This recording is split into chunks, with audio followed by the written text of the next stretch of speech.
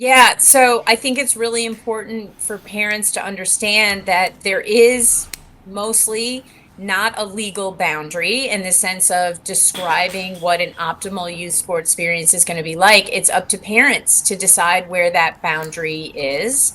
And in some sense, again, there's good arguments for that. Parents should have a say, have control over their children. On the other hand, what becomes problematic in youth sports as opposed to other experiences is we have lots of research to show that parents can't keep that emotional distance.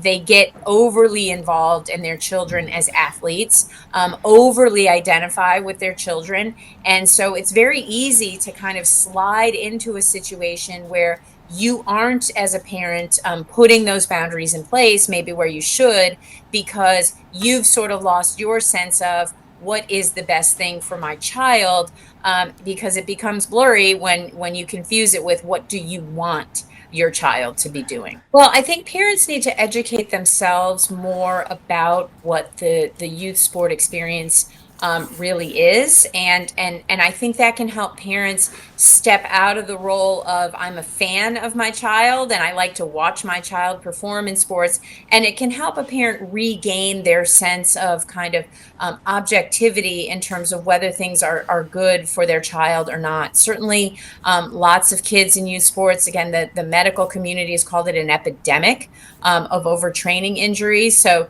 to the extent that children are giving voice to being injured, being hurt, we know.